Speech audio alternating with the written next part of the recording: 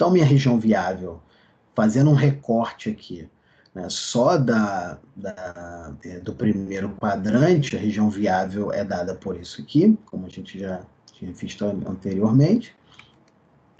E eu vou determinar a solução ótima exatamente atribuindo valores arbitrários crescentes para z. Como que a gente vai fazer isso? Bem, valores arbitrários são valores quaisquer. Tá? Então, vou atribuir um valor que eu queira para essa função objetivo z. E quando eu atribuo valores, à medida que eu vou atribuindo valores crescentes para z, já que eu estou num problema, esse crescente tem tudo a ver com esse problema de maximizar, então eu vou aumentando os valores de z e cada valor de z que eu atribuo, eu tenho, na realidade, uma equação. Né? Eu desenho a equação, essa equação, eu faço o desenho da equação da reta no plano onde está definida a minha região viável. Ok? Então, vamos ver como isso funciona. Imagina, então, voltando aqui, a função objetiva é 12x1 mais 8x2, certo? Então, nesse primeiro momento, eu atribuí um valor para z igual a 6. Então, tá aqui, ó, z igual a 6. Se z igual a 6, então 12x1 mais 8x2 igual a 6. Vamos desenhar a equação dessa reta que representa a função objetivo. Então, vou aplicar a mesma técnica. Eu vou fazer x1 igual a 0. Quando x1 igual a 0, x2 dá 6 sobre 8, que dá 3 quartos. Então, com isso, eu tenho o par ordenado 0, 3 quartos, que eu representei aqui. 0, 3 quartos, está ali. O outro par ordenado eu vou obter zerando x2 e obtendo x1. Então, a hora que eu zero x2, o meu x1 dá 6 sobre 12, que é meio.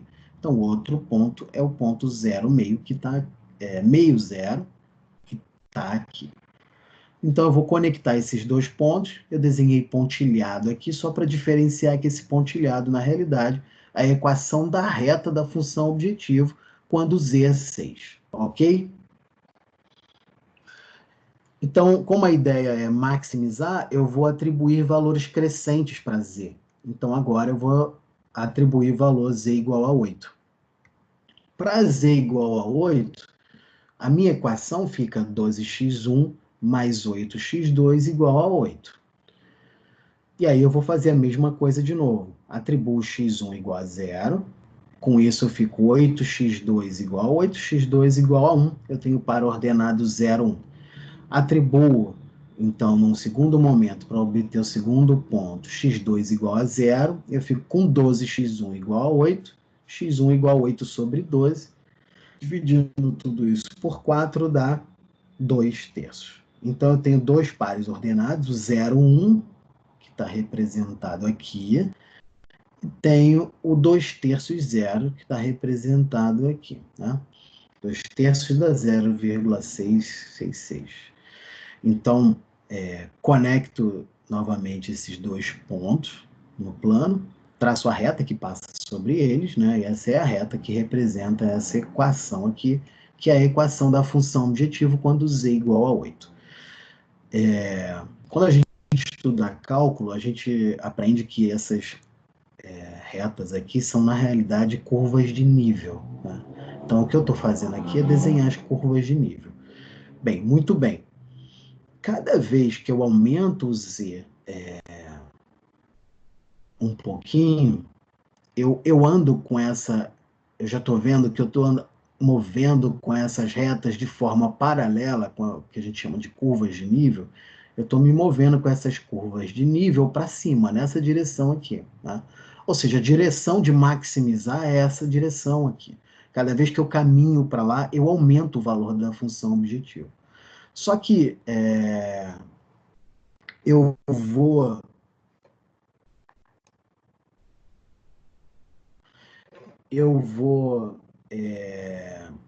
caminhar... Peraí, alguém pedindo para entrar na sala aqui. Né?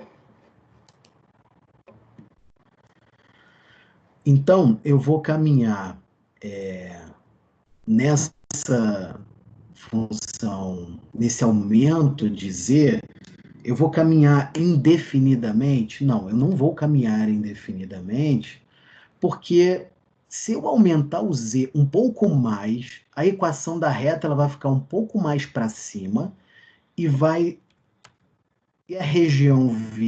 vai escapar da região viável. Então, quando eu aumento o z de 6 para 8, essa reta ela vai estar tangenciando exatamente um ponto somente dessa região viável, que é esse ponto, o ponto 0,1. Até aí todo mundo está me acompanhando? Então, como ele está tangenciando esse ponto 0,1, se eu aumentar esse z para 8,1, essa reta aqui, ela com certeza vai subir um pouquinho e vai sair da região viável, vai perder completamente o contato com a região viável.